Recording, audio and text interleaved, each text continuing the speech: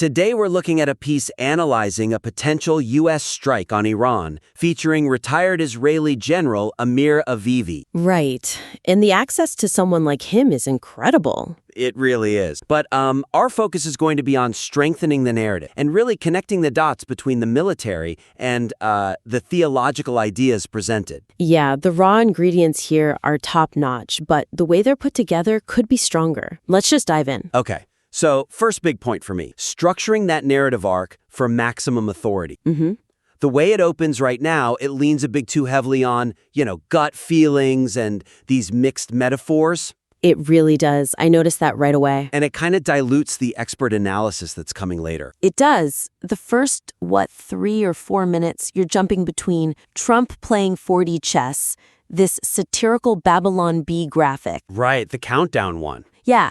And then the narrator's own gut feeling that a strike is coming. It's searching for a tone. Exactly. And you have to think about who's about to speak. General Avivi. I mean, this is a guy who is chief of staff for Moshe Ya'alon. We're talking serious security clearance. Very serious. And the intro just doesn't set that stage. It's a tonal mismatch. It is. You get this kind of entertainment vibe, like a reaction video. Yes.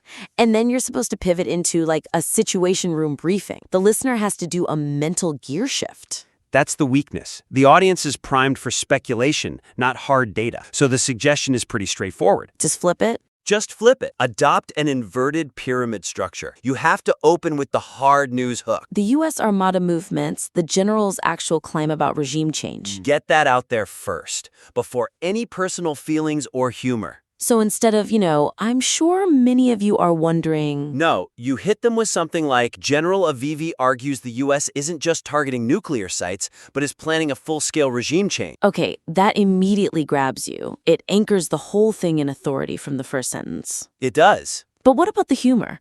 I mean, that Babylon Bee reference, it was funny, it's relatable. Are we saying get rid of it completely? Not at all. Personality is good. It's just about placement. So move it. Move it. Put it in a later section when you're talking about public frustration or this whole waiting game feeling. I see. So you earn the right to be funny after you've established you're serious. Exactly. When you lead with satire, you're signaling commentary. When you lead with the general, you're signaling analysis. Makes sense. Okay, and what about the whole 4D chess thing with Trump? The script kind of frames the U.S. mixed messaging as just confusing. Yeah, and I get what they're going for, trying to capture that news cycle chaos.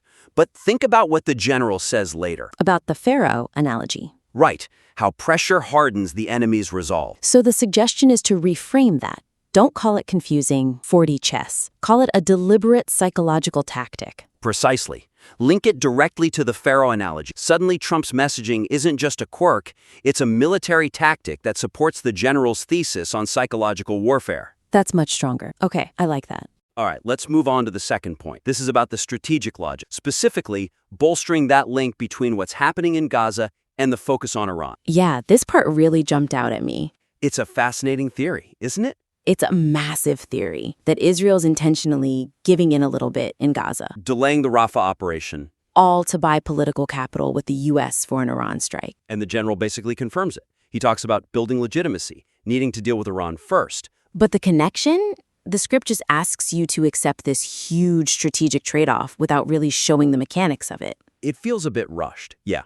It moves so quickly to this 20-points agreement about the border, and you're left thinking, wait, did we just gloss over the grand strategy? That's the weak. The script states that Gaza is now a subsidiary of the Iran conflict almost as a fact, rather than proving it. So the suggestion is to really map out the transaction. Explicitly. We need to move from just correlation, Gaza slows down, Iran heats up, to clear causation. Gaza is slowing down because resources and focus are shifting to Iran. How do you make that concrete, though? Well, when the general says the U.S. is giving them time, the narrator needs to jump in right there. And connect it to something tangible? Yes. Connect it to the specific U.S. military movements mentioned earlier.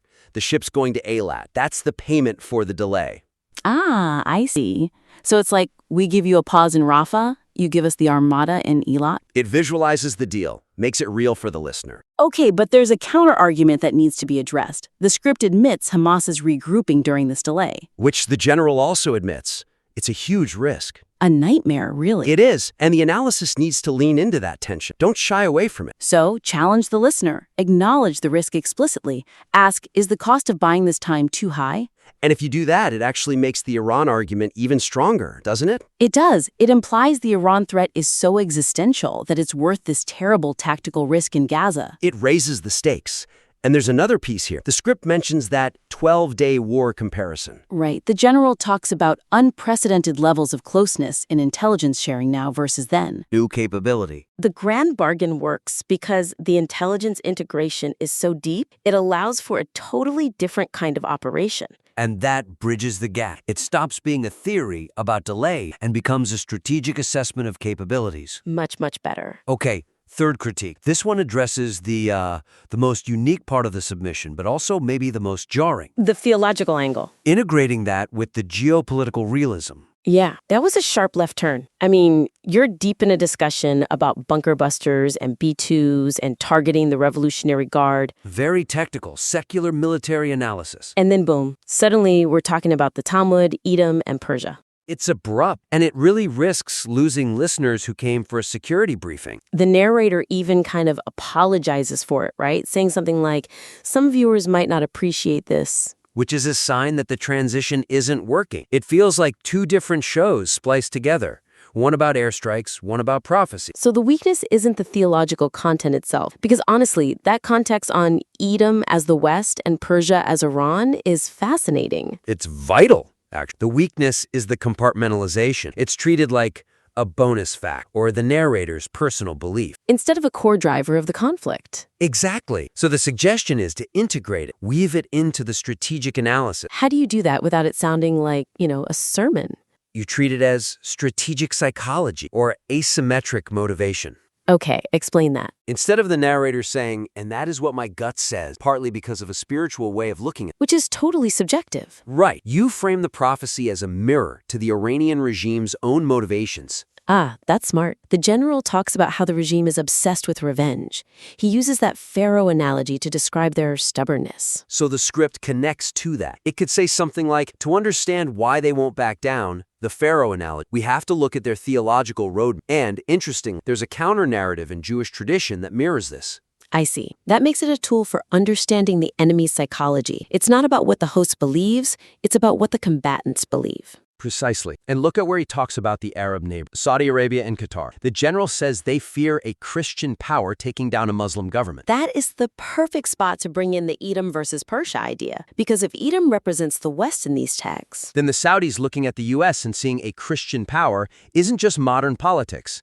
It grounds the ancient prophecy in current diplomatic tensions. You're validating the relevance of the theology to a secular audience by linking it to foreign policy today. That's very clever. And one last piece on the Mahdi and end-of-day stuff. From the documentary plug at the end. Right. Use that to explain why traditional deterrents might be failing. The general hints the Iranians aren't acting rationally by our standards. If your enemy actually welcomes the apocalypse because it brings the Mahdi, then a U.S. warship in the Gulf doesn't scare them in the same way. Threatening them with destruction doesn't work if they believe the end of days is a good. And that turns theology into military strategy. It answers the question, why isn't deterrence working? It makes it functional, essential intel, not just interesting background. I see that now. It's a huge improvement. All right, final point.